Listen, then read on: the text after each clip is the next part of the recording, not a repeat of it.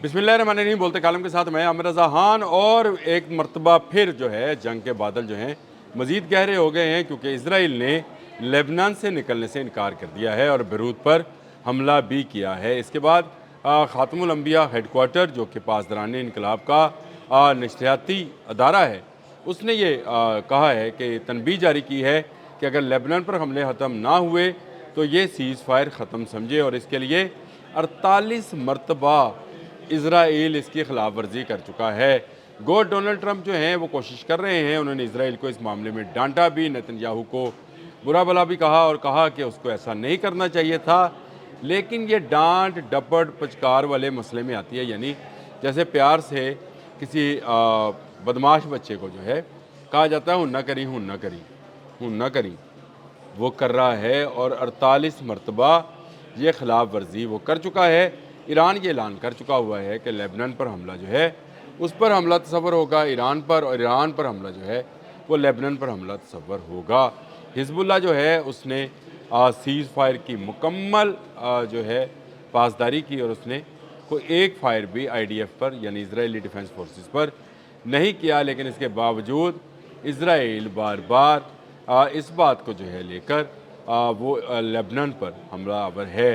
Walker कालिबॉफ का भी बयान आया है और उनका भी ये कहना है कि अगर ये हमले ना रुके तो फिर जंग जो है नागुज़ीर हो जाएगी। इसके बावजूद कि MOU जो है वो डिजिटली साइन हो गया, और जुमे के रोज़ जो है पाकिस्तान की मेज़बानी में जिनीवा के अंदर, जिनीवा स्विट्ज़रलैंड के अंदर एक बड़ी बैठक होने जा रही है, जिसमें शायद डोनाल्ड ट्रंप ख़ुद भी शरीक होंगे। उन्होंने वैसे शायद का लफ्ज़ इस्तेमाल किया है। JD वांस तो जो कि नायब सदर हैं वो तो आएंगे ही आएंगे, और इस तरफ से ईरानी वफ़द और पाकिस्तानी वफ़द जो है वो भी इसमें शामिल होगा। कतर और सऊदी अरब ने भी और तुर्की ने भी इस अहम मौके पर शामिल होने की दरख्वास्त की है। तो यूँ एक ऐसा अमन माहिदा जो है उसकी दाग बेल डाली जाएगी जुमे के रोज़, जो आने वाले वक्त में इस गल्फ़ के एरिया के अंदर अमन और आश्ती का मज़र होगा। बल्कि ये भी होगा कि इससे दुनिया भर में तजारत दोबारा बहाल हो जाएगी। लेकिन इस पर जो सबसे बड़ा क्वेश्चन मार्क है वो इसराइल है। इसराइल का बिहेवियर, इसराइल का वो तमाम का तमाम जो रवैया है इस वक्त तक वो जंग का है। इसराइल की शिकस्त है ये मुआहदा, इसराइल की और नेतन्याहू की शिकस्त है।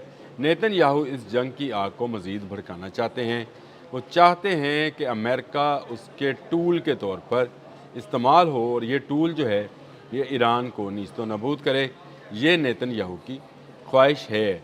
अमेरिका ने 40 रोज़ा जंग में जो 28 फरवरी से शुरू हुई थी, इस 40 रोज़ा जंग में इस बात का बखूबी अंदाज़ा लगा लिया कि ईरान पर कब्ज़ा नामुमकिन है। 100 से ज़्यादा डोनाल्ड ट्रंप के बयानात इस वक्त भी मीडिया पर रिकॉर्ड में मौजूद हैं, जिसमें उन्होंने कहा कि कल हम हाक पे कब्ज़ा कर लेंगे, तेहरान कल खाली हो जाए, तमाम न्यूक्लियर रिएक्टर तबाह कर दिए जाएंगे। कभी कुछ उन्होंने मिज़ाइल्स और एयरफोर्स और बहरिया और पता नहीं क्या क्या वो जो है करते रहे।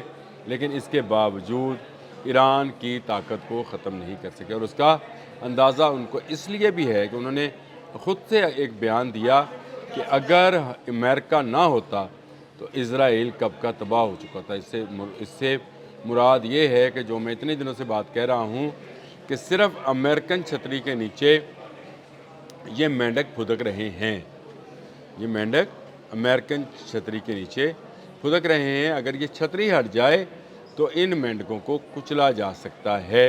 ईरान के पास इतनी कुव्वत मौजूद है कि वो इनका कख नहीं छोड़ेगा, इनको कुछ नहीं इनका रहेगा।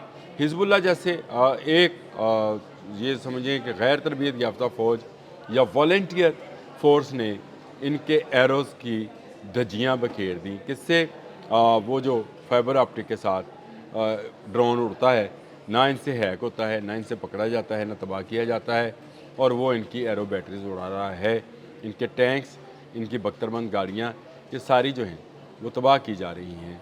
ऐसे लम्हात में जब दुनिया बिल्कुल मुआहदे के करीब है, अब से 48 घंटे के बाद आप जिनीवा में एक बड़ी तकरीब होने जा रही है, जिसमें आलमी अमन के लिए दो मुतखारब क़ुव्वतें जो हैं وہ آمنے سامنے بیٹھیں گی، ایران اور امریکہ، اور اس کے بعد ایک معاہدے کی ابتدا کی جائے گی، یعنی مذاکرات اسی دن سے شروع ہو جائیں گے۔ عباس اراغچی نے بھی کہا کہ مذاکرات اسی MOU کے ساتھ ہی شروع ہو جائیں گے، جس کی باقی چیزوں جو تفصیلات ہیں وہ لے لی جائیں گی۔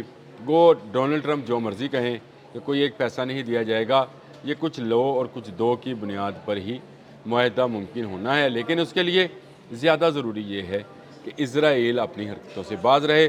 پاسداران انقلاب نے آج تنبیہ جاری کر دی ہے، اور اس تنبیہ کے نتیجے میں دیکھیے گا کہ اسرائیل جان بوجھ کر جمعے تک یہ حملے جاری رکھے گا۔ وہ چاہتا یہ ہے کہ یہ تقریب، اور وہ بھی پاکستان کی میزبانی میں، اور وہ بھی جنیوا کے اندر جہاں پہ بین الاقوامی تنظیمیں اور اقوام متحدہ اس کی وٹنس بننے جا رہی ہیں، یہ تقریب منعقد نہ ہو، اور ڈونلڈ ٹرمپ اور امریکنز جو ہیں یا پینٹاگون جو ہے ان کی کٹ پتلی کی طرح بیہیو کرتا رہے، مڈل ایسٹ پر اس کا قبضہ کرانے میں اس کا ساتھ دے، ایران کو تباہ کرنے میں اس کا ساتھ دے۔ یہ وہ خواہشات ہیں جن کو لے کر نیتن یاہو لیبنان کے اندر امن نہیں ہونے دے رہا۔ نیتن یاہو کو لیبنان میں امن کے لیے جو ہے وہ جانا پڑے گا۔ اس کی وجہ یہ ہے کہ امریکہ اگر نکل گیا تو ایران اینٹ سے اینٹ بجا دے گا۔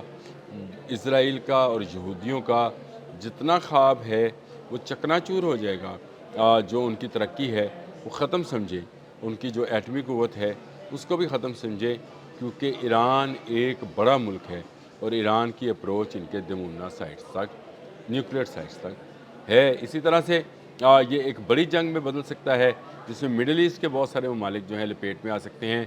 دنیا میں یہ ایک ایسی جنگ ہوگی جس سے کسی کا کچھ نہیں بچنے والا نہیں ہے۔